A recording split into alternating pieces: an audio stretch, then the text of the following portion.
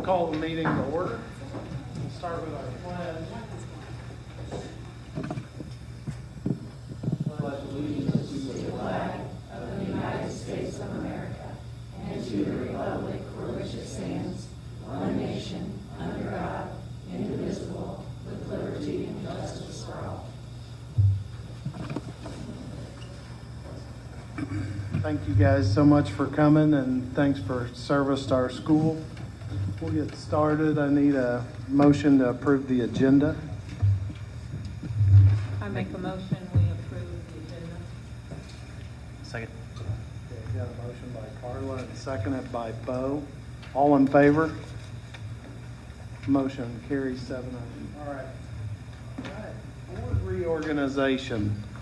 We did have our election, and our officers are Patsy, Craig, and myself, re-elected here to the board. And thank you. We got a lot of votes, so we appreciate that. Even though we didn't have anybody run against us, which we kind of like to see that sometimes too. But thank you, and thanks to the public for voting for us. All right, I'll turn it over to you. Yay, I get to be in charge. It's my one time of the year. I'm kind of like the semi-board president, and we get to swear in our new board members. So, Leslie, are you ready for that? I do solemnly swear or affirm that I will support the Constitution of the United States. I will support the Constitution of the United States. And the Constitution of the State of Missouri. And the Constitution of the State of Missouri. And that I will faithfully and impartially.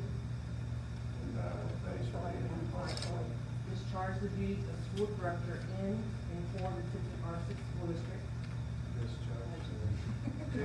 Break that down. Discharge the duties of school director. Discharge the duties of school director. In and for the Tipton R6 School District. In and for the Tipton R6 School District. County of Montauk. County of Montauk. State of Missouri. State of Missouri. To the best of my ability. To the best of my ability. According to law. According to law. We welcome our board members to the U.S. Marine Corps, and we look forward to their service. No, I'm sorry. Wrong oath. Every time they do that, that reminds me of when you go and take your oath at military and processing, and they put you in front of a flag. It almost sounds like the same oath. It's almost exactly the same. Just says board of directors. So, all right. So we're going to swear in some. We swore in the new board members. Now we need to elect board officers. So I will receive nominations at this time. We'll start with president. Do I have a nomination for board president? I'll make a motion to appoint Clint Miller as board president. Okay. I have a motion and a second for Clint Miller. Are there any other nominations for board president?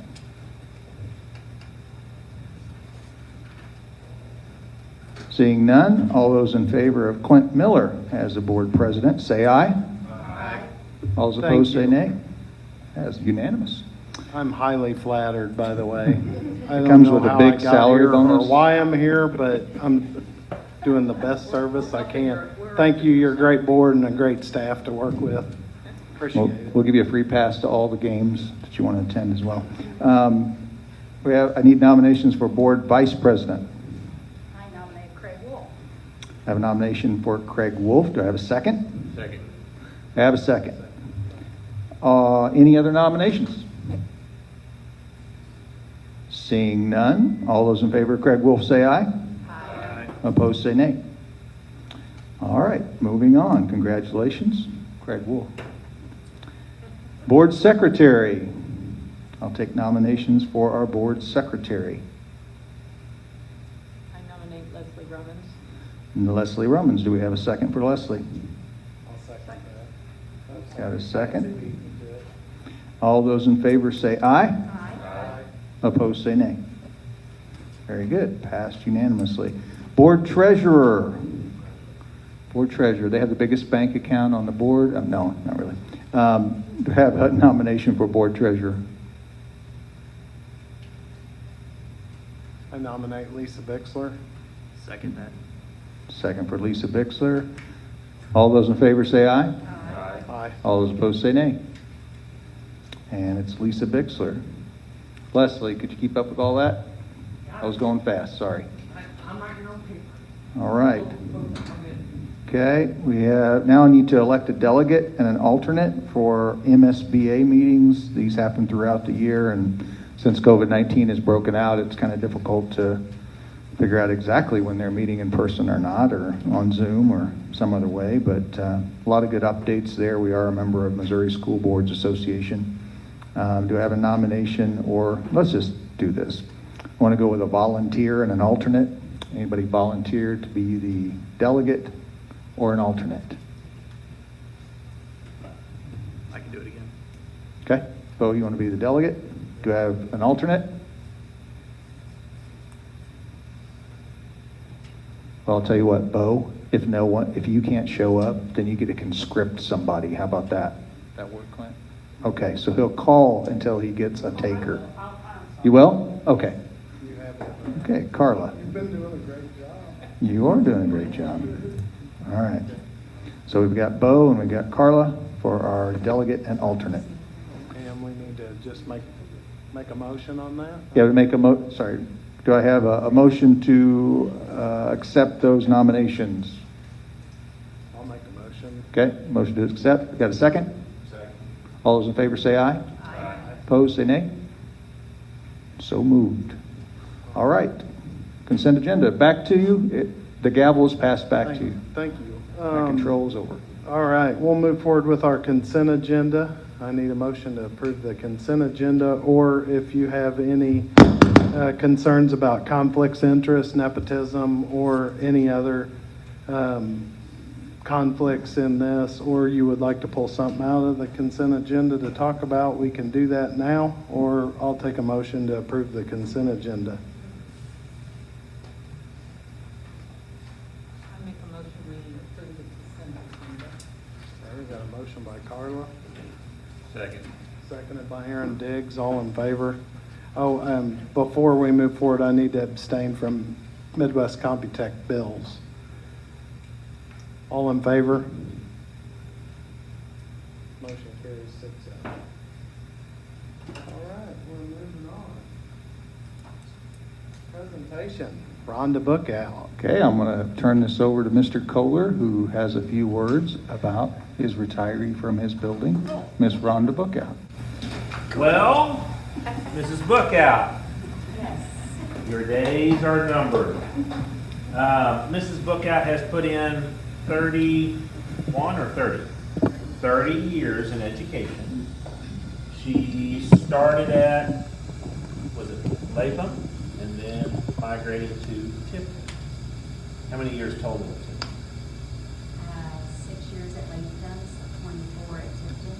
So she has dedicated many years of her life to the youth that we educate today and that she's educated. And if we were to do the numbers for Miss Bookout, I don't know how many students have come through her classroom doors, but we'll just say an average of 25 per year.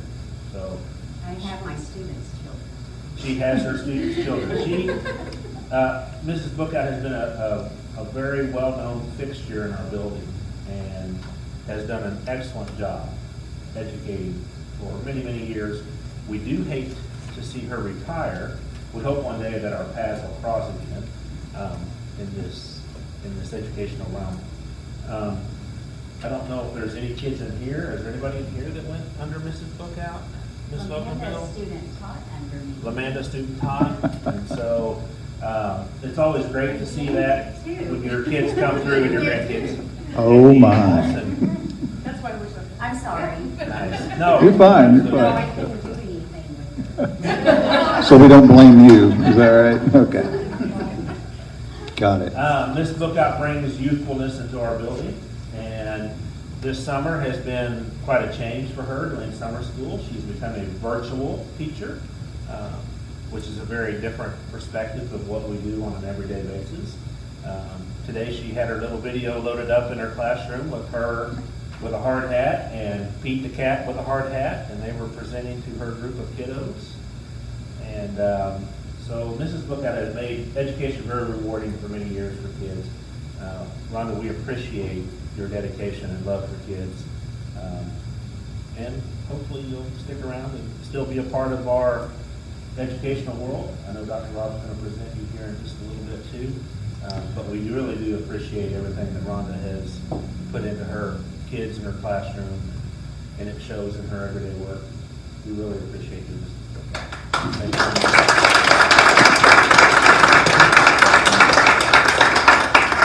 Best job ever, the most rewarding job ever.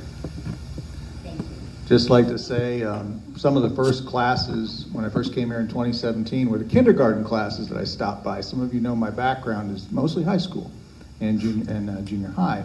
And I said, I've got to get down to kindergarten. So I started stopping by Miss Simon and Miss Bookout's class, and those were some of the first pictures I took of their classes, and I'm thinking, oh my, what they say about kindergarten. It's true. It's like herding cats. And all those kids had a question. I had 3 on my leg, and Miss Bookout had them back in line quickly. I mean, I watched her teaching how to write letters for the first time and showing them how to make the loops. And I'm looking at these little hands and these little feet and these little eyes, and they're all looking up. And I'm thinking, man, this is why I became a superintendent, so I can get into every classroom and see them all. So you can walk from kindergarten all the way up to senior high school in just a short amount of time, and you can say, someday these kids that Miss Bookout taught are going to graduate. And she's teaching them to read and to write and to recognize letters and do all this stuff. So, you know, what's really cool about our district is that you can see K-12 right in one connected building. And a lot of people don't realize that not all schools are like that. They're all separate buildings, and they're kind of their own little silos, and, you know, never the two shall pass, and it's just kind of a strange setup. But in our setup, it's really has that homey feel. Miss Bookout always made me feel at home, even though I didn't always know what I was supposed to do in that room. I think I built with blocks one time. I might have colored a few times. And I just really appreciated the learning environment that she was setting up for our kids. I think I even have a few videos of you on Twitter. So they're probably still out there. You just got to scroll back for them. But really appreciated, you know, her dedication and went strong to the end. It really surprised me. We had to put a group together for summer school. And I told Mr. Kohler, we need the dream team. And so Miss Pettigrew goes out looking, and I was thinking, you know, some of the teachers near retirement, they're probably not going to want to pick this up. You know, it's just, you know, it's easy. And I would never have asked her to do this close to retirement. But I was so pleased when I went over to the library, and the teacher was sitting there and said, Miss Bookout's here. Oh, wow, we're going strong to the finish line. And I didn't tell her that until tonight, but I just really have appreciated how she went strong to the finish line and always cared about her kids. And I don't know how many lunches I sat through. And now your teachers are going to know one of my secrets. I asked the kids, who are your favorite teachers? But what are your teachers doing in class that you're liking right now? You know, and so I listened to them. And Miss Bookout, your name came up a lot, just so you know. So come on up. You get the special. Now, someday, somewhere in the future, you know, when my time to retire is, I want one of these because I haven't seen these at other schools, but this is pretty cool. And nobody's rang this bell yet that I know of, so you got to do what we do in front of the staff because we're doing it here. You got to ring your bell. My bell in the classroom, I ding. When I have a little one to ring. Let's see. He's out here.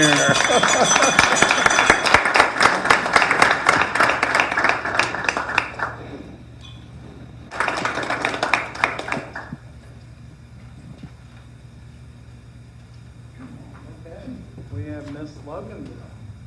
I don't know where. There's a microphone you can borrow right there. Sorry, PTO presentation. You're going to be on Facebook, so we want to make sure we can hear you. Okay. Just a few things. First, thank you for the opportunity to kind of catch you guys up on what PTO is doing. I have helped with PTO for the last few years, came on as a board member last year, and then somehow I got the lucky draw of president for the coming year. And Mr. Kohler said that it was like a 9-year term for me since I have so many kids coming up. So we'll see how it goes this first year, if he still feels that way or not. I think I gave Leslie a couple little handouts for some things that I just wanted to kind of catch everybody up on. Some of the things that we did this past school year were the Spirit Wear shirts. Those are not really a money maker for us. They're mostly to give the kids something fun to wear, something affordable that pretty much anybody can purchase, and give them something to wear to games on Fridays or just whenever they want to during the year. Some classroom grants were given to teachers to fill, or if they wanted some things for their classroom. I think we helped purchase some like flexible seating options and funded the Starfall subscription for the school. We had some footballs at homecoming that were given out, the Christmas dance that we did. We usually do the hoedown in November. We had some scheduling conflicts, but it really worked out. We had Santa come at our Christmas dance, and the kids had a blast with it. I think it had a really great turnout. We're going to try to do the Christmas dance again this year, and then we'll kind of see how it goes. If we want to every other year do the hoedown one year and do the Christmas dance the next, but we'll kind of see what happens. We provided some supplies for the fall field day in October, Christmas gifts to teachers, the Valentine's parties. We usually contribute some food for those. We did t-shirts for the kindergartners that they haven't gotten yet because we didn't have kindergarten screening like normal, but hopefully they'll get those at the open house. We did some Teacher Appreciation Week gifts. PTO had a hookup for some shirts to hand out, and we did some gift cards to recognize Mrs. Bookout, retiring teacher, and then we also just recently ordered some yard signs to put out to kind of welcome incoming students. We're going to start out with them being in the yards to just kind of give the kindergartners a big welcome into the school. They say, home of a new TES student, welcome Tipton PTO, or welcome from Tipton PTO. I think those are going to be a really cute thing to have. We'll put them out, pick them back up, and then hopefully throughout the year, if we have new students come in, we can put them in the yards and just kind of give them a warm welcome into our school district. We did muffins for moms. Donuts for Dads was canceled, but hopefully we can pick that back up again next year.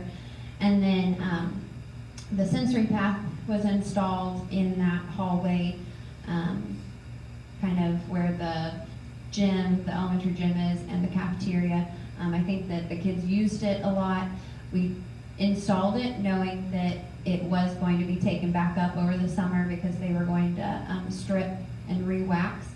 But I'm hoping to get back in soon and get that put back in before they re-wax, so that then the wax will kind of seal coat over that. Although Mr. Fuller said it took the custodians a while to get that up, so they probably had some choice words for me as they were peeling on that. But anyways, it was fun for the kids, and that's what mattered. So 5-year goals, some things that we would really like to do is upgrade the playground. Back in September time, October time, we kind of talked with some of the teachers and some of the students, or at least I talked with my student that I have at home, and decided that they probably really needed a cool climbing structure out on the playground.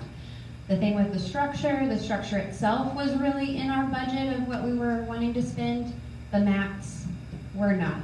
So we had to hold off for that. Hopefully after we have our cookie dough sales coming up at the beginning of the school year, we can make sure and purchase that and get it up so that the kids can use it then. Just again, helping enhance the classroom. The other thing that I did not get on the list, as far as the character education program, we always kind of try to go through and help Carla with that.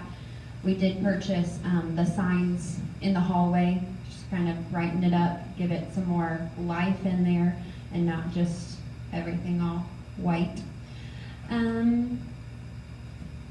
As far as fundraising and sales requests, again, We're gonna try to do the spirit wear sales.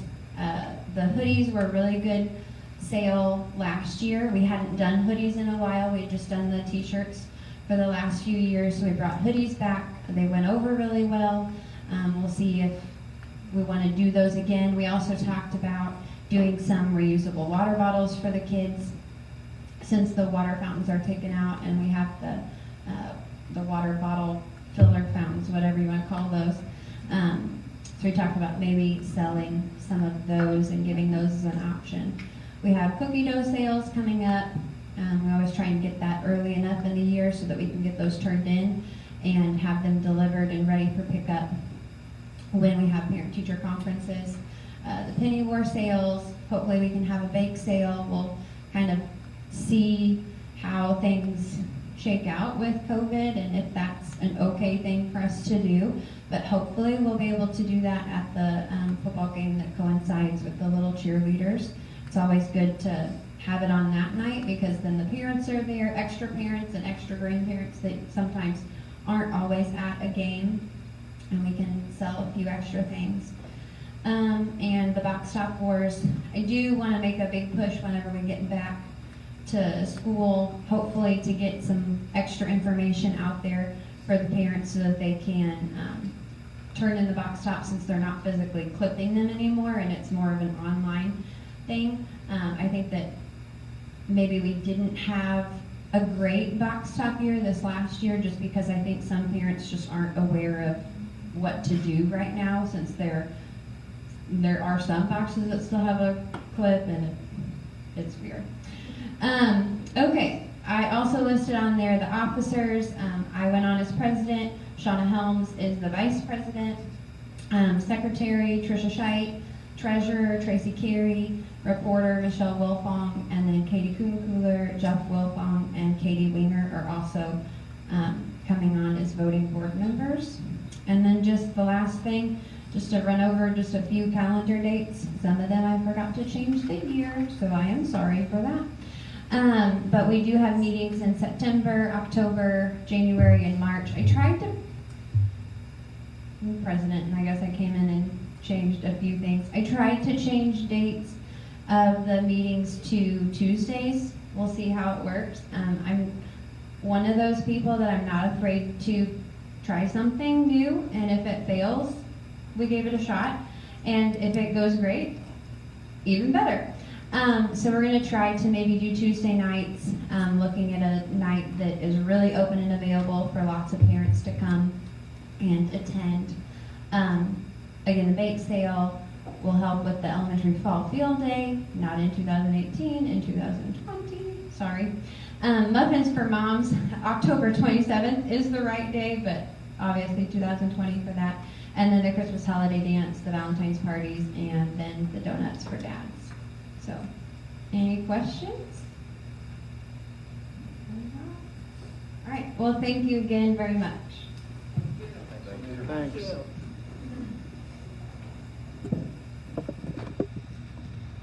Our PTO is awesome, by the way.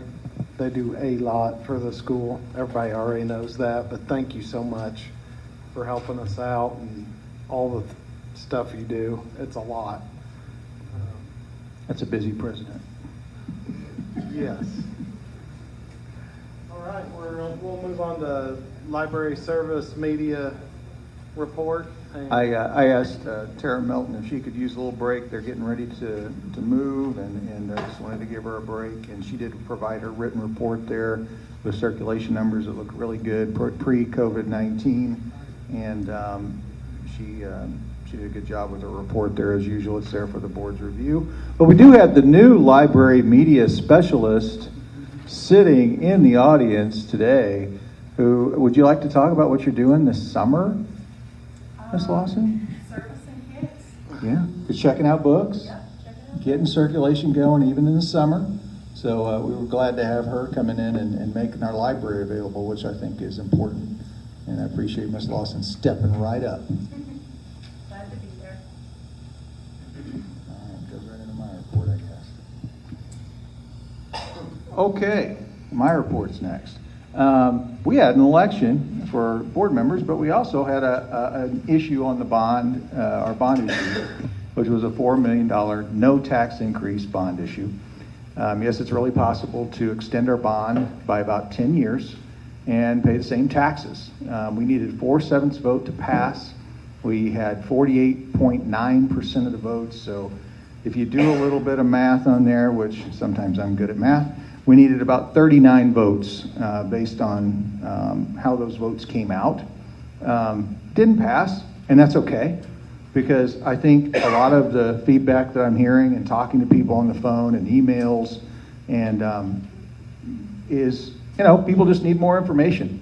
And that's why we have GRP Wegman here today. They are one of 4 companies, multi-million-dollar companies, that have come in and spent a great deal of time on our campus. And just to give you a little bit of background, they are the number 2 ranked mechanical contractor in St. Louis in 2019. They have 68 years of experience, this company does. They're headquartered in Bethalto, they're out of Bethalto, Illinois, but they're headquartered in East St. Louis. We have 3 of their representatives here with us tonight to kind of go over their assessment with us so that we have good information going into our August 4th bond issue. We took some action to place it back before the voters because we think there are some definite needs. Some of you have the handout out here tonight. We'll put that on the web page as well. Invariably, when people think about taxes and, how does this affect me? It is a commitment from the community to say we're going to meet these needs long term. It's like paying a mortgage, you commit to it, you live in the house and it's yours, and the community owns the school, the community owns this facility we're using right now to have this meeting. They own Dr. Rob's office. It's just facilities that we use for the community. And if I can put anything out, I did hear some feedback about this building. I think we need to get it out there that I've offered the Chamber of Commerce as well as the City of Tipton to use this. I talked to Mayor Lutz, and he said, sometimes I can't find meeting space. And he was kind of talking to me about it, and I said, you can come here anytime you want to, Joe. And if you need to set up a meeting, we'll set it up as long as we're not using it. This is a community space. We've had Missouri School Boards Association that has used this space. We had about 50 or 60 educators here. We've had conference meetings here dealing with school safety. We've had our DESE area supervisor here with the conference schools. We're nice and centrally located. And some people don't realize that does help Tipton too. Every one of those people who came in here, I handed out a list of every restaurant that was here in town that they could visit for lunch, and I didn't feed them. So I'm trying to generate good buzz for us, and this is not Dr. Rob's spot. This is the district spot for us to use this facility as we see fit and to help the community with it. So I'll get that off the table. I think I got something else I want to say personally, too. Since this will be on Facebook, I'll kind of look over at the camera. I have no plans to leave anytime soon. I know that is out there, that I need to pass a bond issue so I can go find a bigger school district at some point. And since I've heard that enough, I think that from my wife and I, who told me about a half a dozen times in the last 3 or 4 days, please tell them we have no plans to leave. So my goal at 50 years old is to finish out my educational career here in Tipton and do my best work and bring the experience I have from 4 other schools and help us be great. That is my commitment. I have been approached by another school district that was larger than this district, and I turned them down, and I even had relatives in that district. I'm telling you that because I committed to here. And I bought a home here, which I'm happy to have, that Andrew Kutenkooler and his wife built, and I've been really happy. So if somebody else has other information about me being somewhere else, please let me know, because I'm here to help pass a bond so we have a safe school, a school that's heated and air conditioning, that has school safety improvements that make sense so that we don't ever have to deal with a school shooting that we can't react to. That's my goal. This is my last stop as far as I'm concerned. As long as I'm doing the job I'm supposed to, I'm going to do whatever the board tells me, which is legal, that is moral and that is ethical for this district. And I've just been very pleased that we have a team that works together, and we say what we mean, and we mean what we say, and we don't always have to agree, but we move forward. So I'm glad to see some people here at the board meeting that normally aren't here. We've been trying to put these needs out in front of you, and I'll just take the hit. You know, it's my responsibility to put it out. And, you know, maybe it just wasn't on people's radar. We get busy, and we got PTO, and we've got ball games, and we've got kids to chase, and I've got kids to chase, and we're just going to do a better job informing people, you know, so that you can be an informed voter, and if you still disagree, that's okay. We'll reset and still tell you about our needs and cut some things or modify it or do what we have to. But it's on the ballot again on August 4th because we believe we drew in some really good companies to do great work for our district. One of the examples would be the St. Louis-based company. Now they're slipping my mind right now, but we had several that bid on our playground. I think the playground's great now. It used to flood out all the time, and half of it was underwater. And if you got elementary teachers in here, you want to nod your head with me and say it wasn't very usable? Yeah. So now it's great. It's like an outdoor gym for kids, and we've got PTO looking to put some climbing walls out there. So I'm like, boy, what are we going to have next? American Ninja Warrior? I don't know. I actually told Mr. Kohler that one time, and there is a school in Minneapolis that has that. Just putting that out there. It's got a stopwatch and everything. Anyway, so that's what I'm putting out there. And so this will be out on Facebook later. And I don't know. If anybody has a question about anything, I hope they do feel comfortable enough to call central office, stop by, shoot me an email. And some people are starting to do that, which I'm excited about because I think we've got a lot to share. So that's all I've got to say. So here we have Vince Throckmorton, Bob Fogarty, Maya Wong, and they're going to do a presentation about what they found about our district. And they'll be open for questions from the board at the end. Thank you, Dr. Robinson.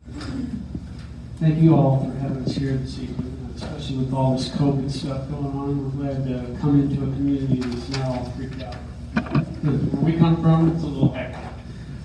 Anyway, I'm Vince Throckmorton with GRP. This is Bob Fogarty, Taiwan. My background in business development or sales for about 30 years.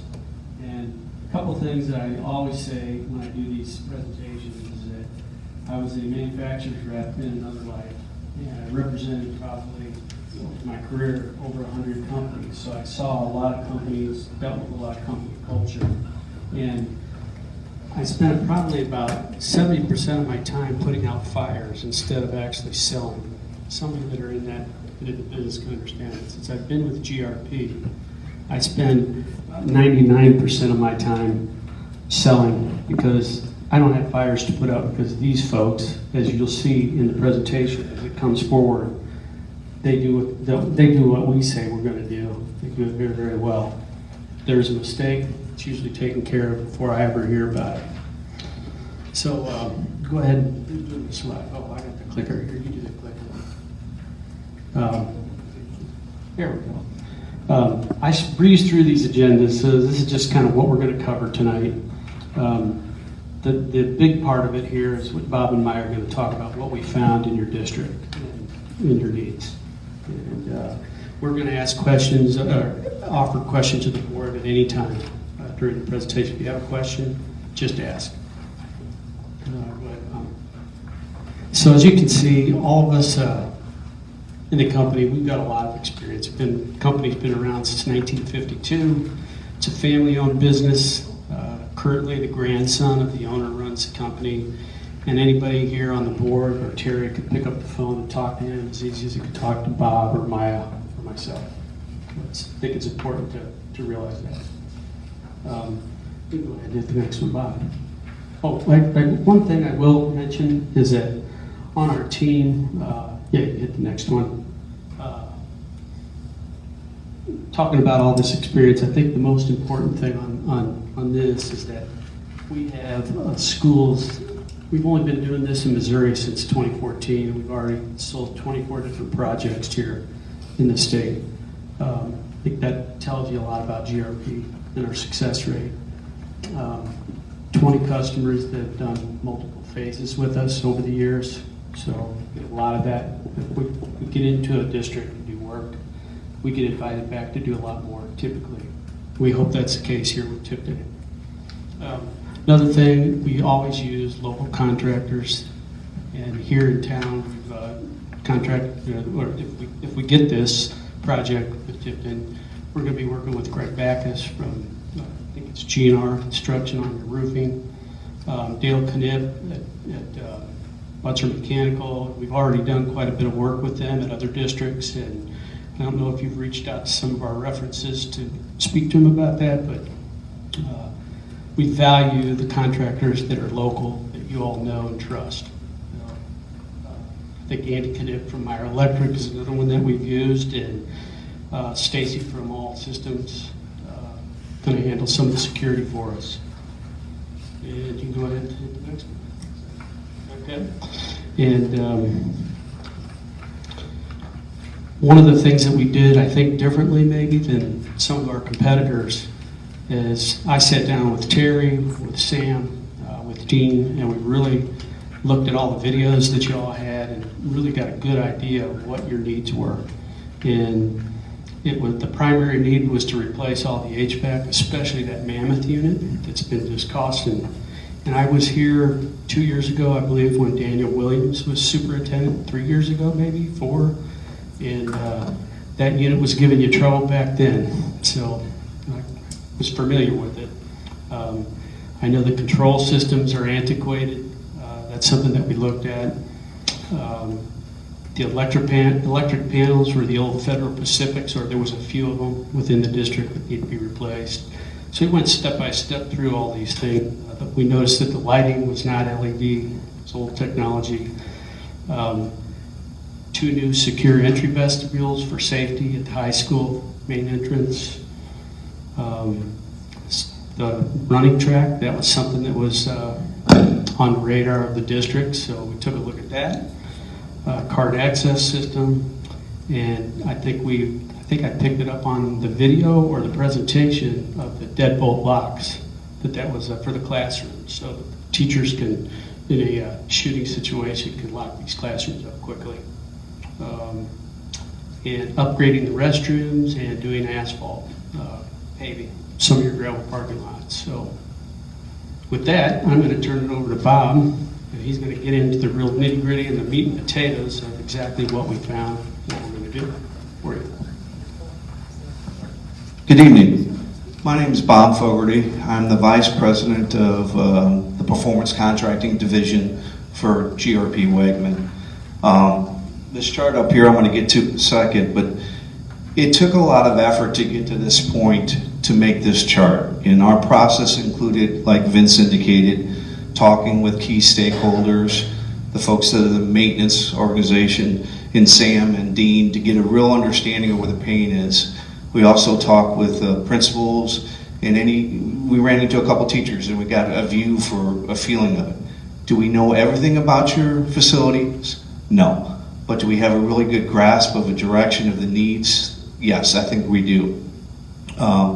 Additionally, we studied any documentation, old drawings and things of that nature. We studied utilities, and I guess this evening we'll share some information about that. This chart right here, I'm not going to dig into the nitty-gritty, and the board members have it, but basically our goal was to provide you basically an options chart. Right now, we don't know enough about the direction you as a board want to take this project, but we do know that there's what we consider primary priorities, and that's what we think we're covering on option A. And then we built from that to get to, I guess, logically building things that might be needs, not knowing, having a whole lot of input from the real decision makers. We want to show flexibility in this, is that we're not telling you what you have to do, even within some of the scopes, like the new HVAC systems for the elementary.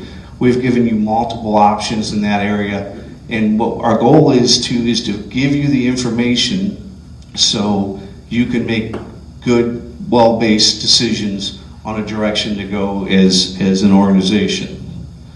The general feel that I think we've got back from Terry is very similar that we've got from other districts. I think we've done our homework. We think we know your facilities, and I think we've put a value-based proposal in front of you. With that, I'd like to go to the next slide.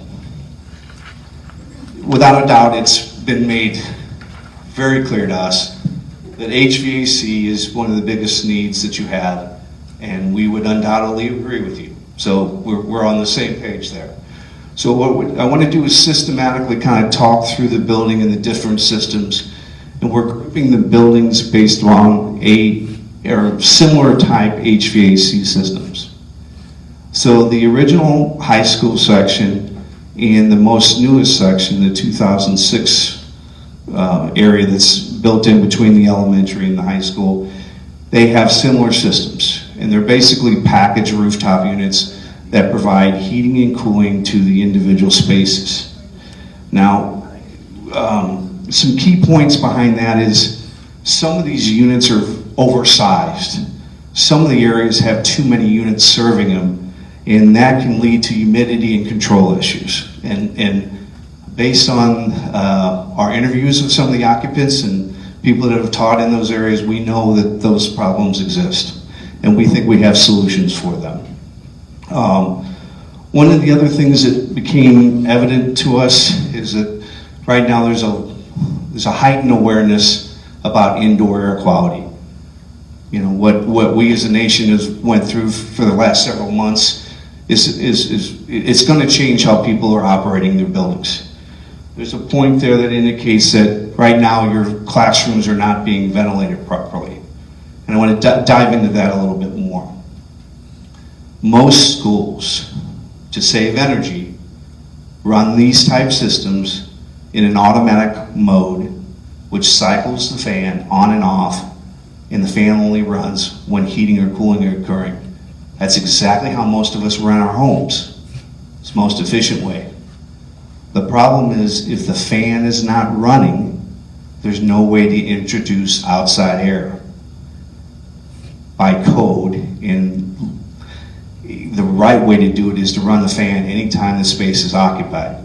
So let's say you could program that system to run from 8 in the morning to 3:30 or whenever your discharge point is or when people leave. Right now you're not doing that. Both those sections of the building are presently cycling. Efficient, but not the most proactive way to properly ventilate. The other thing that is incurring, is there's a lot more concerns about what can we do to filter air better, what can we do to take care of microorganisms that are there and the spread of viruses, just even the common cold. And we've included solutions for that. The other thing about these systems is you basically got the end result of low bid. So you don't have premium package units, you've got what you've got on bid day. And it is what it is. You got a comparable bid, but nobody was looking out for you to buy a unit that had a better heat exchanger that would last 20 years instead of one that's going to last 10 years. So there's better packaged equipment out there that has longer warranties, more efficient, can provide better humidity control, better temperature control, but it's going to cost a little bit more money. We've included those type units as a replacement, knowing well and good you want to do this and you want to do it right to the best of your ability that you can within the funds that you have available. So, jump to the next. Some other, I forgot about this being here. So some other things that come to mind when I look at the systems.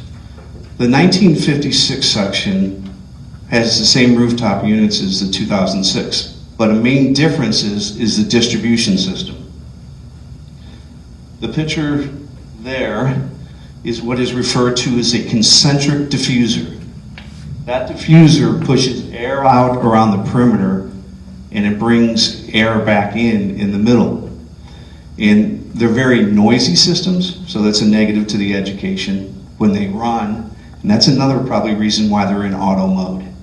Because if I've taught before and trying to elevate my voice over the top of a noise for 8 hours a day, I'd be a little bit hoarse like I am now. So that's a different style of a concentric diffuser sitting right there. That's actually a little bit better. But in any event, when you built the 2006 section of the building, whoever designed that did a better job. They put diffusers. The average classroom has 4 diffusers, which gives a more even temperature. It's quieter, and it provides better even temperature. Imagine that being in the center of the room, and the outside wall's got a bunch of windows, and it's 20 degrees outside. It's certainly going to be colder around that outside wall than it is in the center, especially when the thermostat's all the way on the inside. So that's one of the options that we provided the district is, if you have the funds available and you want to improve your distribution, we've provided taking out the concentric units in all the classroom areas of the building, and that's mostly in the high school, and putting a new distribution system in there. The other thing that we found, that picture on the bottom right, is there's a couple exhaust fans that have probably been on the gymnasium for a long time, longer than the rooftop units from 2003. Originally, they were probably very important to you. In talking with Sam, he didn't think that they've been used in the last 3 or 4 years. But if you go into the gym and you look up, you can see light. So you're losing energy there, and it's an efficiency thing. So if you as a district determine that you really don't need them anymore because you have heating and cooling in the gymnasium, we would recommend, while we're doing this, we'll take those off, cap them, put an insulated camp. The other thing that it might be kind of hard to see, but that picture on the top right is the gas line on top of that gym. And not many people have probably been up there because it's kind of difficult to get up there, to be honest with you. In fact, we brought our own ladder because I didn't think it was safe to go up on the roof with the ladder that was here, to be honest with you. We actually put a solution in our proposal to add a permanent ladder to the side of that building so somebody can more safely get up there to change filters and do the normal preventive maintenance. Minor issue, but it's a safety. We're a very safety conscious company, but something that I've seen this before, and you have to think about it when you see it, but the reason that gas line is like that is because that gym roof is pitched, and the gas line's on the bottom or the lower end of the roof. And not that you probably get a whole lot of snow or ice, but when you do, it slides down. And I believe that gas line has been bent because of snow bending on it, and it wouldn't take much more effort to fracture something there. So as an option, we said we can repipe that, and we can pipe it in such a fashion that there wouldn't be like a gate to catch that coming down. We could run a new main at the top and just come down to the individual units. So there's little things that I think make such a big difference in putting a system in place that's going to give you the best value.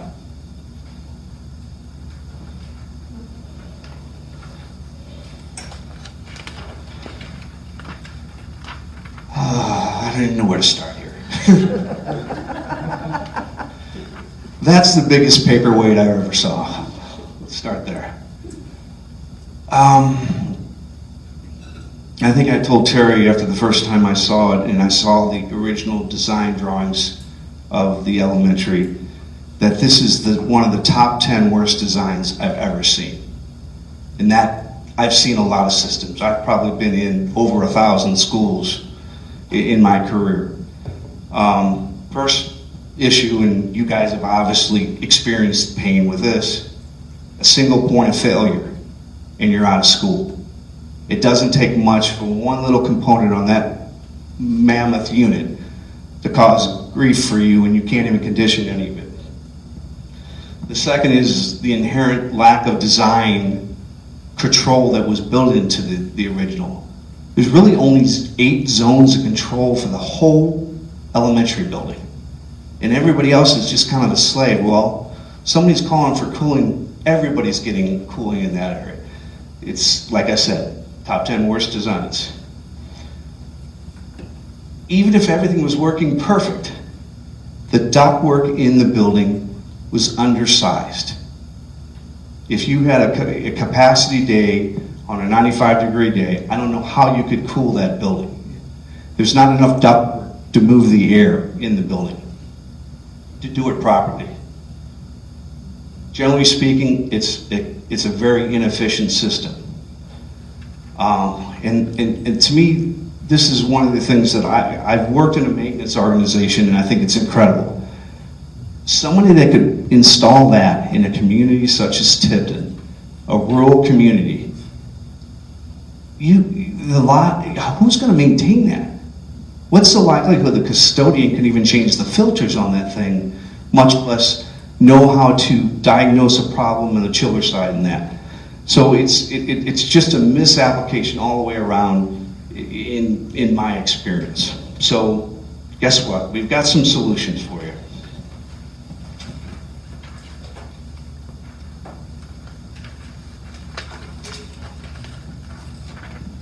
Going back to the 56 and the 2000, some of these I'm going to scream through a little bit quicker. There's a couple areas that have too many rooftop units. We think it's better to eliminate some of them and just have one rooftop unit for a classroom. So they're not fighting each other. I could easily see one in heating and one in cooling at the same time. There's no way to avoid that right now. So we're going to reduce the quantity. Our recommendation is to put a centralized control system for the whole building that would be web-based and very user-friendly. All the new systems have, there's a couple different options you can go with the type filters and the ability to clean up the air even better. We went with the plasma air ionizers, which are actually the more expensive of the two, but it's one of those things that we want to bring information to you. You can make logical decisions in which way to direct us. Either way, we could do it. The two rooms, I think one was like one's a science room, and the other one's kind of across the hallway from it. Both of them have 2 units in it, and it doesn't make sense. A fair amount of the units are oversized, so we'll be individually designing each room, not doing a simple, this is a 3 or 4 ton, we're taking one off and putting another one in. Everyone's got to be reassessed in for the tonnage. And then, like I said earlier, we've got an option to eliminate the concentric diffusers if you think that would be enough, it would provide the benefit that you would like to see. The units that you have up there now are on the left. They're the low-end units. The units that we've included in our proposal are higher-end, high-efficiency Lennox units with better heat exchangers, which is, I think, a common failure in the units that you have now. And they're high-efficiency units. They're specifically designed to be able to control or better control humidity in classrooms with variable speed motors and cooling capacity. So that's basically the recommendation that we have for that, those sections of the building. The elementary, we've created 2 options. The first option is the one that I would initially recommend, but we'll talk through them. A CME unit, it looks like it's a built-up penthouse, and it has modular, high-efficiency systems that sit inside of it. One of those units could serve up to 12 classrooms, and each classroom would have its own control, and they're high efficiency. They're 96% on the heating side, and they're like 15.0 on the cooling. I actually think they're higher than that. because they're two-stage cooling, and I actually don't know that we've got the right rating on that SEER. I think it's actually higher than that. There are 4 areas in the elementary that we would break off on individual package units, and the logic is, if it's an individual area like the kitchen, right now the kitchen, always needing cooling, is on the Big Mammoth unit. It should have its own unit, because the kitchen's almost 99% of the time going to need cooling. So the kitchen would be in its own unit. The cafeteria will be on its own area. The gymnasium will be on its own area. And then the principal's office is on their area, thinking that's more of a 12-month out of the year occupied. Why run the whole building if you can just run a space? So that was our logic to our design. The second option is to basically take the design that you've got in the 2006 and 2000, or the 56, and just put an individual rooftop unit per area. It would be good from standardization, because the whole complex would be of the same design.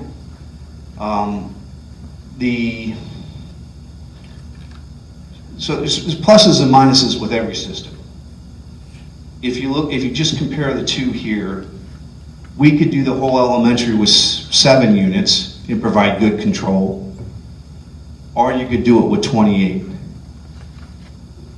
Over the long term of things, knowing what I know about the life expectancy of the CME units, I would tend to push for option 1, but I think we need to have an open discussion about that and figure out a direction. Honestly, the other thing that it hit me, I guess 2 days ago when we were putting this together,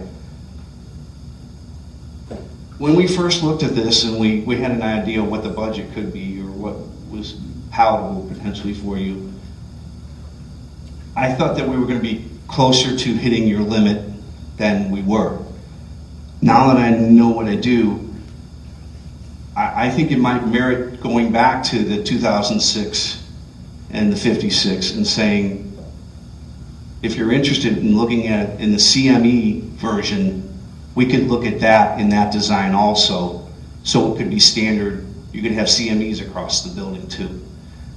If you do that though, it's going to be more expensive, because you're really not going to be able to use any of the infrastructure that you have presently. Do I think it's a better system?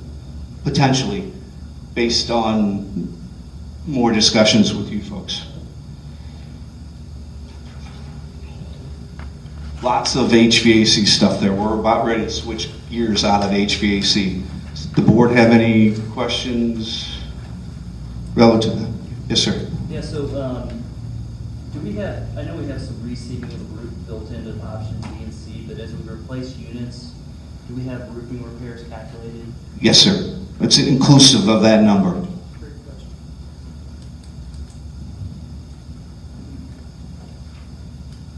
And also, I was going to see if you can talk a little bit about how the plasma air ionizers work.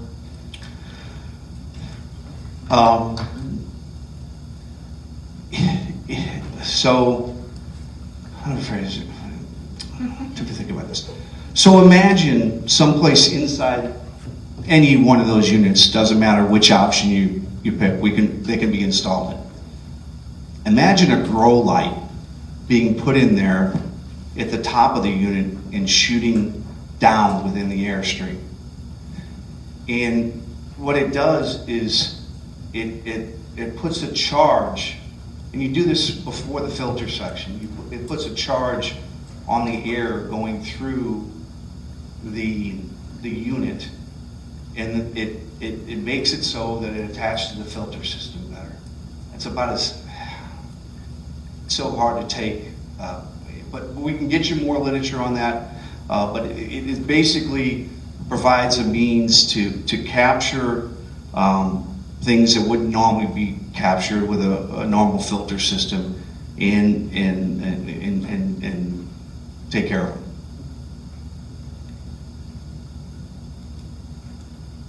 Anything else?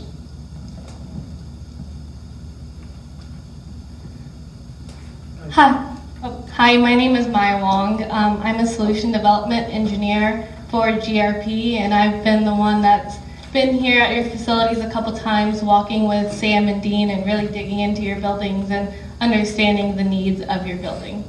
I just wanted to touch bases real quick on these CME units. I know that Bob said one unit can provide conditioning to 12 different zones, but I just wanted to clarify that inside of these penthouses are different components. So if there were a failure in a component, it wouldn't take down all 12 of those zones. It would only take down a max of 2 classrooms. So it wouldn't be like the mammoth unit you have now, where if something were to fail, that whole unit goes down. So moving to the track, your existing 4-lane track has an asphalt base, and there are a couple of areas that have cracks that span the width of the track. And being that it's a 4-lane track, you can't have track meets here. It suffices for, practices and things like that though. So what we have presented is to basically install a brand new competition 6-lane track. And this can be done without having to move the bleachers or moving any of those football lights. And there is, let's see, if you can see my laser, so this is kind of backwards, so the school is on this side. But on this east side, because of the elevation difference, there is going to be a retaining wall that it's needed there. And then on this northeast side right here, there is a smaller elevation difference, so there is a potential that a retaining wall would be needed there. But further down into the process, we'll have to do a topographic survey to really determine whether that retaining wall on the northeast side of the track is needed or not. Additionally, we have put in various alternates for this track, and one of those alternates include things like pole vaulting, high jump, discus, so that you guys can really have a full-on track competition held here at your school. And later I'll touch on lighting, but just want to say real quick that we have provided options to install 4 light poles around the track, so when the community wants to use the track, maybe early in the morning or later at night for walking, running, things like that, the track will be able to be illuminated during that time. A couple of electrical things that we found were that there are 3 old federal electrical panels that are very dated. It's really hard to find replacement parts for these panels, so we do have replacing those panels. There's 2 that are in the high school corridor and then 1 that's in the boiler room. Additionally, in the greenhouse, due to the nature of the temperature that you usually have in a greenhouse, all of the PVC conduit that's in there has warped due to the heat and the humidity. So we have proposed installing all new metal conduit in that, and that's more resistant to those high temperatures, so it won't warp like the PVC does.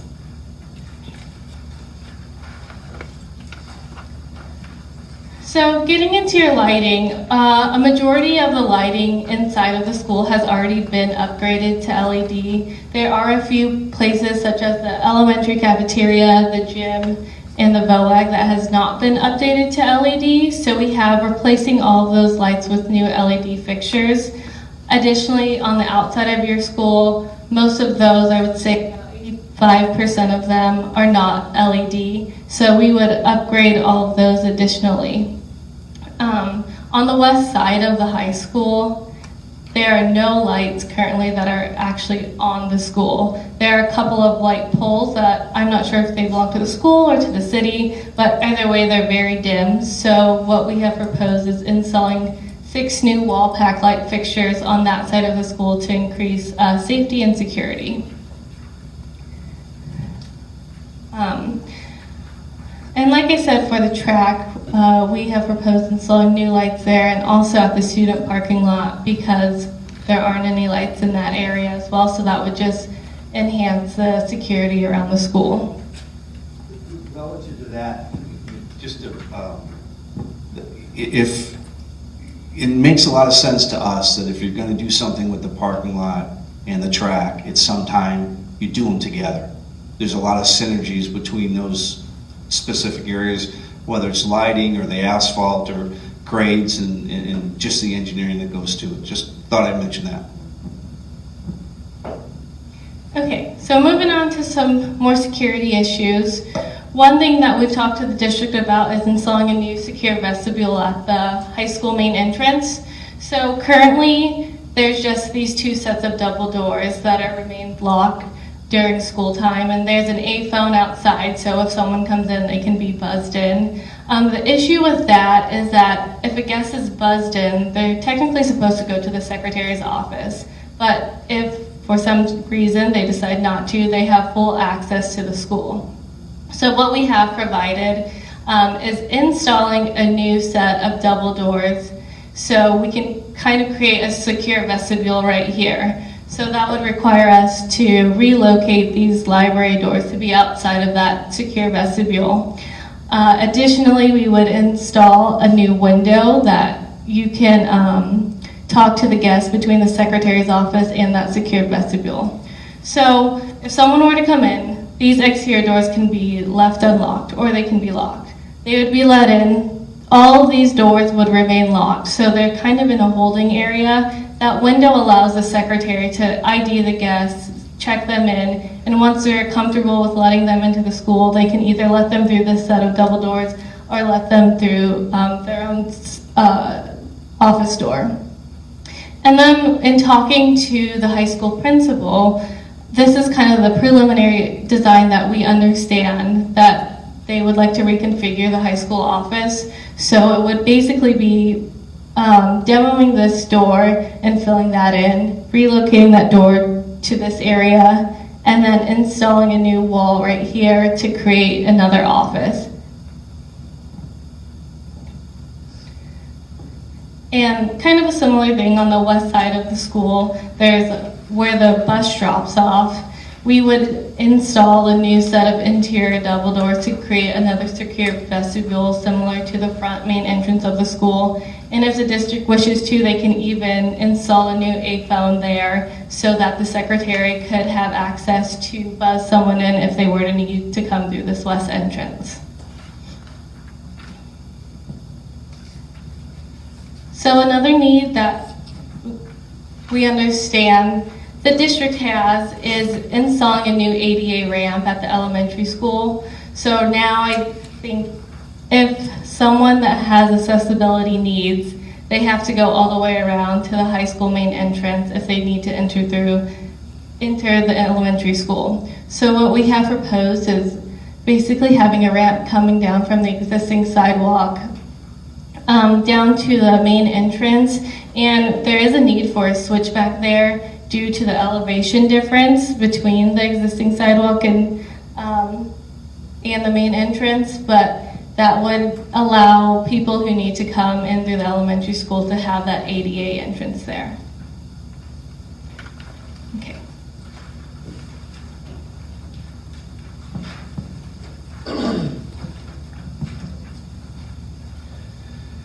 So the student parking area, and I don't know that this has really been, is it relatively new, if I remember, or has it been there for a while? But it's hard to see from this picture, but you can see that the maintenance issue, if you're there, you know, when you have to snow plow and things of that nature, there's the rocks to deal with and that. And like indicated earlier, if you're doing something with the track, you're already going to have the asphalt equipment here. It might make a lot of sense to do something with it. We did provide options for just putting an oil and chip solution or a more expensive asphalt solution.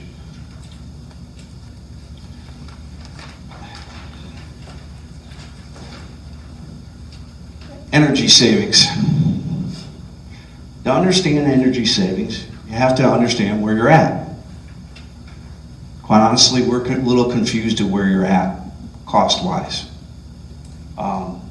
The facilities are running pretty efficiently, a lot more efficiently in the elementary school than I ever would have expected.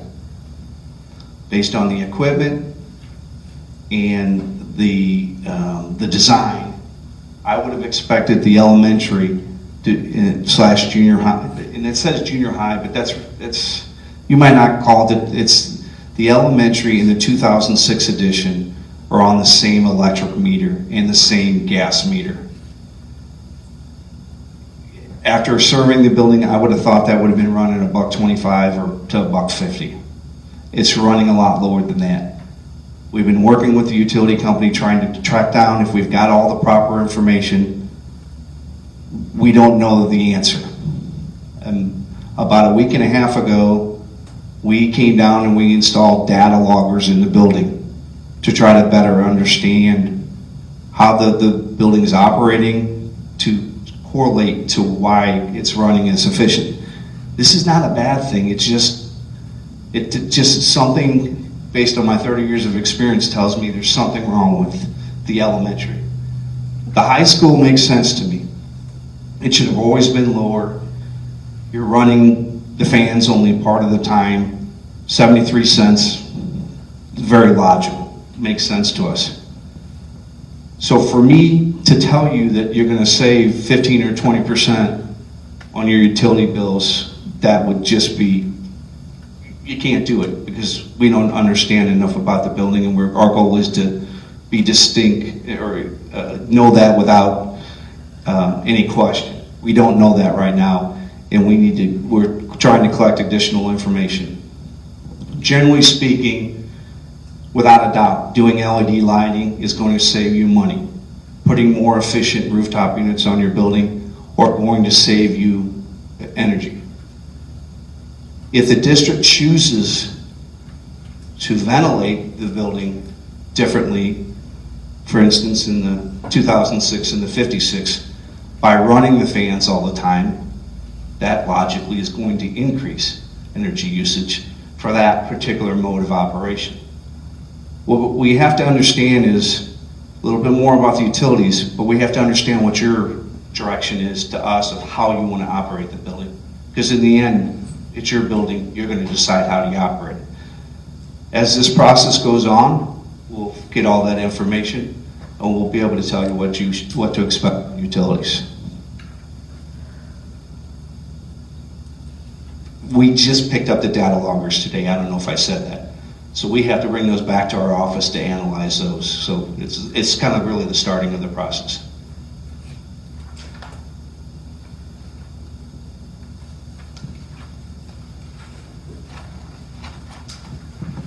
Well, as I told everybody, the meat and potatoes is right here.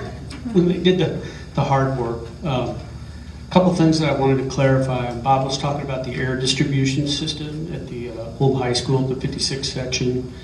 And what he was talking about was ductwork. You don't have ductwork right now, these concentric deals. You've basically got a rooftop with a hole in the roof blowing that air in. So our design would have ductwork going out into the classroom to better distribute that air. And I just wanted to clarify that. And another thing on the CME units, Maya was right, Bob talking about them being modular, but also the components that are in those things are readily available at just about any local distribution center. The components are very common, very easy for a local HVAC person to replace. And like if a compressor does go down 10, 15 years from now, it's something that they could do really quickly, or a heat exchanger or something like that. Am I correct? Yes. And one other thing is part of the process, because the beauty thing about where you're at in this series of decisions is we've got a lot of time to decide what's going to be implemented in next summer. So we could either bring some of this equipment here to show you it here, or we could take you to sites where we've installed both options of this equipment. You could interview or talk with the maintenance people or the occupants of the building and determine which is the right. And I highly recommend the site surveys, because you get to learn more about us, because you're talking to an actual customer and not us telling you how good we are. But you also get to see the equipment in action. So that would be a step that we would normally do in our process. Absolutely. Well, I think we've got some pretty good references, other districts, and I don't know if board members talk to other board members, but we would encourage you to maybe reach out to some of the districts that we have listed here, Monroe City, works Farm, Pattonville, Slater. There's a whole bunch of them that we've done business with that you might find some good information from. I think some of these other things, we've never missed a deadline, never missed a energy savings guarantee. And I've been with other companies that do this, and we are on the conservative side when it comes to energy savings, because we don't want to ever have to say that we were wrong and that we have to pay you because we didn't make those energy savings guarantees correctly. So erring on the side of caution, it's kind of the way that GRP goes to market. And I think the most important thing probably here is that when we develop a contract with you folks, what's on that paper, that scope of work, and the amount that we give you, that's the amount, and it isn't going to change. We've never had a change order in a company unless somebody from a school district said, hey, while you're at it, building that track for us, would you put in a new football field? And something like that. That's a change order we'll do. But we'll never come to you hat in hand asking for more money on a project, so you'll know when you get it. And I guess, any questions from everybody?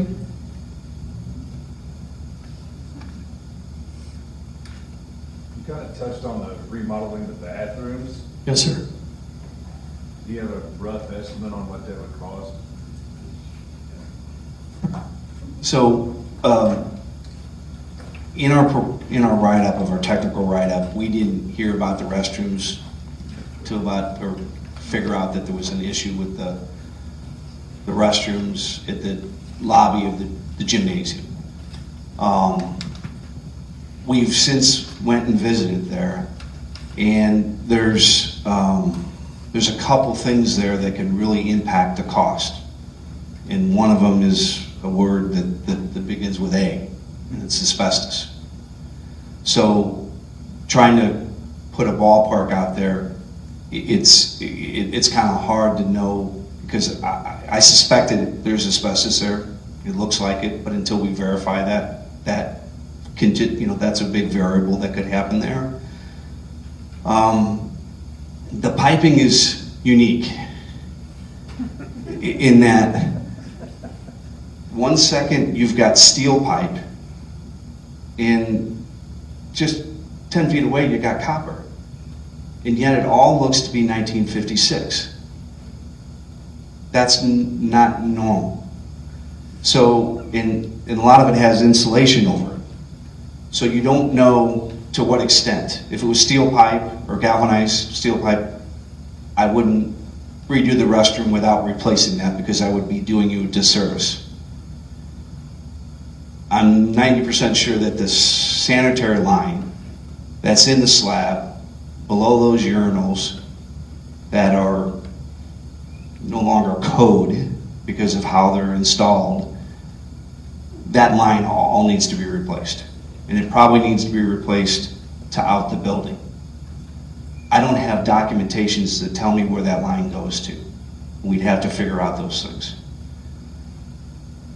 I've seen restrooms go from, you're talking about a pair of restrooms there where you do a complete renovation. I've seen them go from $30,000 a restroom, or $60,000 for a pair, up to over $100,000. It's a big variance. And I think it's too early in the process to be able to tell you that, but that's kind of the range, if that answers your question, that I might expect. And that's inclusive of the asbestos. When we do restrooms, we put all low flow water devices in there. We bring up the facility to ADA compliance. And you're pseudo ADA compliant right now. You've got the water closets that are made larger so that you've got the stall, but I don't think it's all the right dimensions. I don't know how else to phrase that. And then we would normally, because you're going to be saw cutting and all that, we would normally recommend putting like an epoxy flooring in there and running it up a cove base, and then doing all the walls in epoxy paint just to make it more maintainable. Our partitions, that I know you've got newer partitions in there, but I think there's a good chance that those partitions are not going to be coordinated right with the ADA. So what I would expect to be putting all new partitions in there. We put more of a solid plastic partition in, so you don't have to worry about somebody scraping it, although yours look in good shape, but they're more vandal resistant and things of that nature. Your ceiling look good, but I don't know about your exhaust fan. So but it's kind of a gutting of an area. Right now, you don't have hot water kind of getting to the restroom. The hot water heater is all the way in what I would call the old boiler room. The original design it used to serve your locker rooms, so you've got a lot less flow going, and you don't have a return line. So you could probably sit in those restrooms and turn the faucet on and wait a long time before you got hot water. My initial premise is repipe the whole thing from the boiler room over, and maybe put more of an instantaneous electric heater in the custodian room between the two, and just run hot water from that so you can get it quick and you don't have to worry about a return line. If the lavs or the sinks are on the ones on that corridor wall, it's like an exit. So trying to repipe that, if you know in the potential for asbestos in the wall, that might be a little bit more of a struggle, and we might have to redo that wall to get to it and not have the water lines exposed. I think you've replaced one line there, it's exposed. You know, a little bit more money to make it clean and look, like it once did. Does that address your question? Yeah. Yep.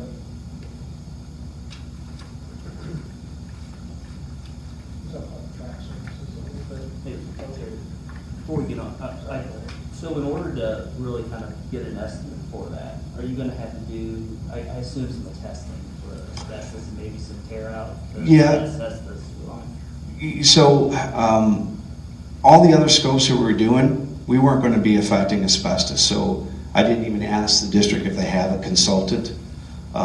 Sometimes districts have asbestos management plans. That piping might have already been tested, and you might already know, or it might not be.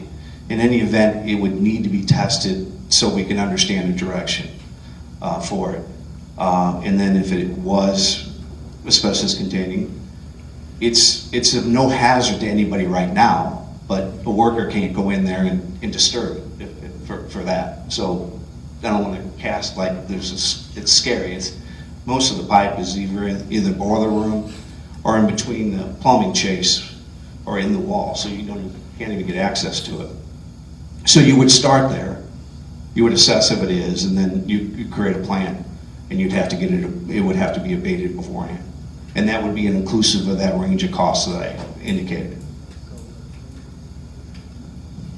Did I answer your question? Yeah, that's a good answer. You had a solar canopy in the bid. Yes, sir. Can you explain that a little bit and tell us about it? Okay, so one of the things, and I'm realizing it wasn't necessarily a primary goal, but in just talking with Terry, and I think somebody else, on bad weather days, rainy days, you've got your bus drop off on what I would call the west side of the high school. And that's how you enter in for basketball games, a lot from that lot. Okay. Yeah. So the concern was, hey, is there a way we can put a canopy out there? We're already talking about adding more light. Well, believe it or not, that there's an efficiency to putting solar panels in and doing them as part of new canopies, because there's a lot of synergies between the two. So our design is, it's preliminary, but putting a canopy over that sidewalk that would be that entrance to where you could do bus drop off, and it can also be a structure to put solar array on it. Solar is something that is becoming more and more integral with almost any facility these days. There's grants, there's the obvious getting energy in, so we integrated that to show that, hey, there is some solar capabilities here and you can build there. We could also do additional solar on some of the building. I wouldn't want to do it on the part of the building, wouldn't want to do it on the 2006 or the 2003, the elementary building, until we came up with a strategic plan on the roof. There's a lot of districts, in fact, Pattonville is one of our customers that you'll see in our references. About 6 years ago, they put solar arrays on every one of their buildings. They didn't take into consideration their roofing condition. We have removed 3 solar arrays for different sections of their building in the last 3 to 4 years. The cost to take that array off and put it back on negates the energy savings that they've had. So you want to have a good base where you're putting solar array. If you're putting it on a brand new structure, canopy, it's a perfect situation. It can be integral with the structure of the canopy. It could really accent your building and highlight it. I think, if that work, my thought is, if that works well and you like the results of it, then you could build off of that. Or if you say, hey, we're really interested in solar, let's talk about the high school roof, because if I recall, it's only a couple, 3 years old. And so you should have a life expectancy. A solar array, right now, I think most warranties are at least 20 years. So you'd like to have, if somebody's going to give you a warranty for that, you should probably have a roof underneath it that is going to last that long. Otherwise, you're going to run into a lot of unnecessary cost, if that makes sense. Thanks. That makes sense? Thank you.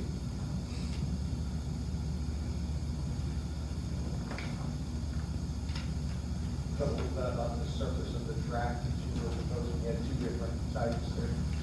So, you can finish off a track without putting the final surface on it, and you can safely get 2 to 3 years out of it without putting that top coating on and not hurt anything. So we broke that out thinking that, okay, incrementally, if they don't have enough money, they should know that they've got an option, that they don't have to do the final. Let's say it's probably in the range of, that final topping on the track is somewhere in the neighborhood of $80,000, let's say. Well, if that's the difference between you doing the whole track or not doing the track, you might say, we can come up with $80,000 3 years from now. Let's put the track in, and we're not going to do any damage to it, and then we can put that final surface on top of it. That's the whole reason for breaking that out. If you have the money now, you might choose to put it on right away. That can be red or black. I think red or black are the 2 dominant colors. I think you might be limited to those 2 colors.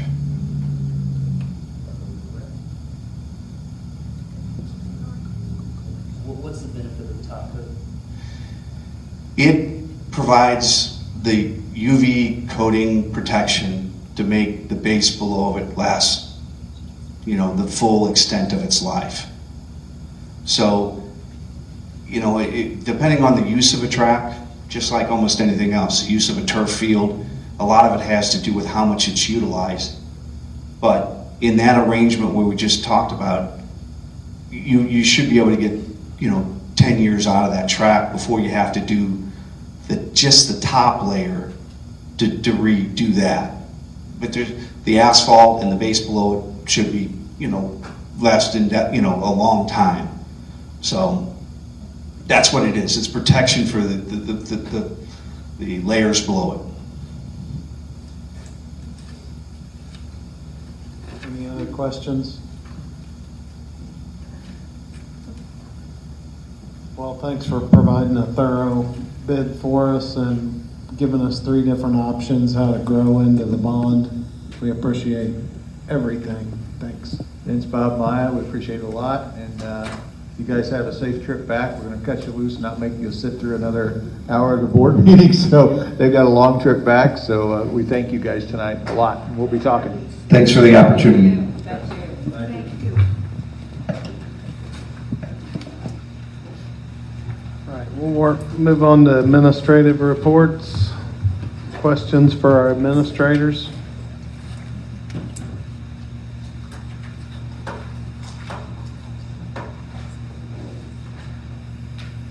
Can I make one? Yeah. comment? Sorry.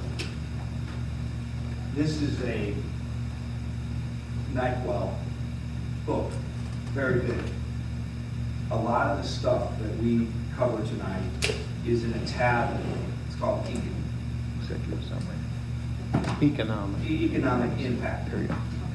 And if there's probably, we couldn't cover everything tonight, but that's, if you can only read one section, that's the one I would recommend.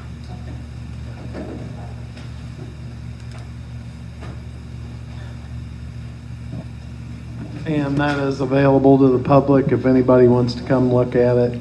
All the details are in that binder. We'll post the executive summary and the of the company, and as well as the economic impact online. Ms. Fisher has showed me a great design for bond information today because she is on top of it. So we'll have that out. All right, back to our administrative reports. Any questions for our administrators? I just wanted to say that looked like the elementary discipline was way down. Yes. And so that something's going on pretty awesome there. That attributes to our PBS, our positive behavior support system that we have in place. And it has been working quite well. When everybody's talking on the same page and teaching expected behaviors, then the dynamics change in the building. And so it has. Of course, you got to take into effect that goes up to March 16th. Not that they get bad in April or May, but the numbers have, before we ever started, we were in the 200 plus office referral range. And then once we implemented PBS many years ago, we started to see a change. And then when we brought our newest group in for the last 3 years, it has taken another good turn for expected behaviors. So it has been really good. So, And you're winning your second bronze medal recognition, correct? we received, well, we haven't received it yet, but that all happened about COVID-19 time, that we will be receiving our second bronze award for achieving that in the elementary. Hopefully we'll pass that on to the high school, the good behaviors that they're learning, and they just take it with them, right? Thank you. So, and then Ms. Metter has her PLC model, which will also support that. Carla had asked me, on my report, it said that the letter has been provided below, and obviously the letter was not provided below in the report that was given to you, so I have shared that to each of you in emails, so that you should be able to open that, look at that. That is the information for junior high promotion that occurs on June 19th, and then the high school candlelight graduation combined ceremony on June 27th. Just an update. The numbers that were on there as far as credit recovery have increased every day. Ms. Strother comes in and tells me more that have finished and regained credit. So I'm very pleased with that. Very pleased with that in taking care of things. And then also on, we're adding numbers for our DECA, journalism, FCCLA, ag, our programs that we have there, our vocational programs where kids are coming in and getting some things done that maybe they didn't get finished when we were out, that they're needing to now. So we're gaining from that as well. Our numbers are big in bigger, faster, stronger. They are very good.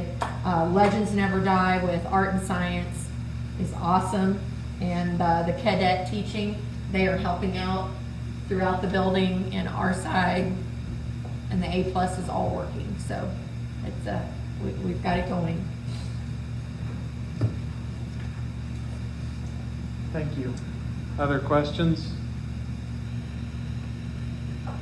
All right, moving on to new business. We'll set our board budget workshop meeting for June 24th or 25th. I gave you a choice there. I didn't know if anybody had vacation in there or something they had to avoid, so 24th is Wednesday, 25th is Thursday.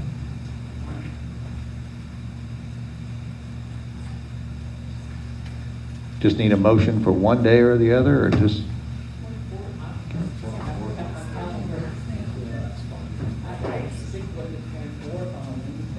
Okay. We'll put it down for 24th then. That's my opinion, so. We don't have to make a motion on that. No, you don't have to make a motion. Just tell me, we'll put it on the calendar. Okay? No. And we'll talk about the teacher evaluation process. Do you want to make any I statements on that? can. DESE has made a pretty good effort, well, not pretty good, a really good effort. And Nancy is also, Ms. Thomas has also used this in her prior placement. And NEE is also a good evaluation process. It's good for what it is. It has some online pieces. You know, every evaluation process is tough. It's like taking a puzzle piece and trying to fit it into a creative, dynamic teacher and figuring out how you give them proper feedback. So it's not always a great fit. I think that, well, we can save a great deal of money, first of all. I think that should be mentioned by using DESE's model, which is free. And the admin team and I have kind of taken a look at it. We're comfortable with it.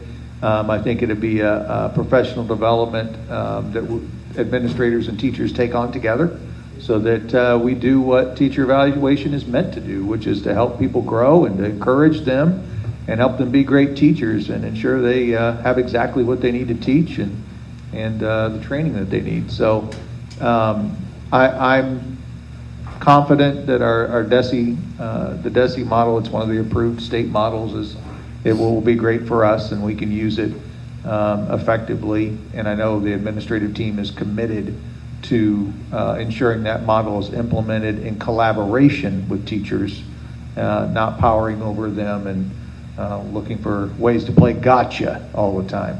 So that is what we're planning to do, and I'd just like the board's approval to use the DESE model for teacher evaluation. Do we need a motion on that one? I make a motion that we use the DESE teacher evaluation model. Okay, got a motion by Carla. Seconded by Aaron Diggs. All in favor? Motion carries. You get the count on that, Leslie?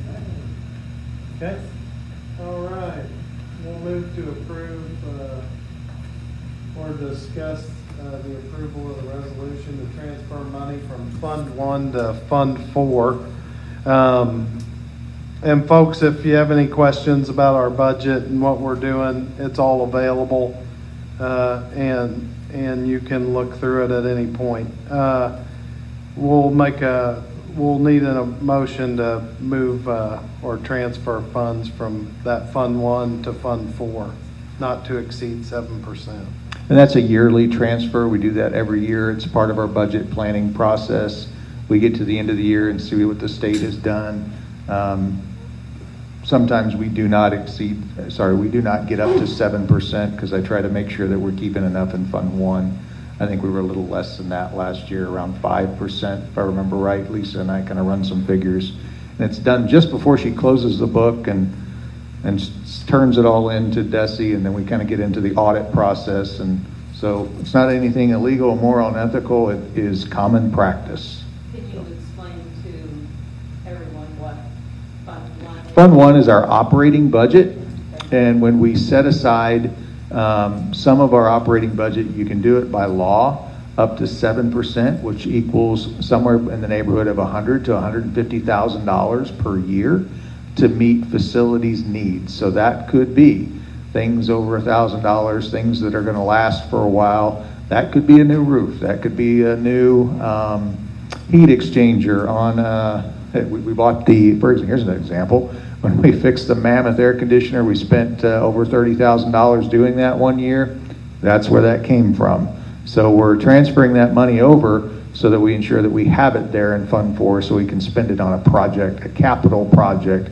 So think of buildings, think of piping, plumbing, a pipe burst, big stuff, okay? Yep. All right. Yep, I'll make the motion to transfer money from Fund 1 to Fund 4, not to exceed 7%. Okay. Second. Motion by Bo, seconded by Ken, all in favor? Motion carries. All right. I make a motion to move into closed session pursuant to 610.021 to discuss bullet points 2, 11, and 12, to include the Board of Education, Dr. Rob, anyone else. What's on there? My notes you don't. No, just us. Just us. Unless I missed something. Admin team, you got anything? No? No new hires, right? Kelly? No? Okay, checking. Just to make sure. A lot in my head. Okay. Motion by Craig, seconded by Bo. Craig? Yes. Carla? Yes. Patsy? Yes. Aaron? Yes. Bo? Yes. Kent? Yes. And me, yes. Thank you. Thank you guys for coming. We appreciate it.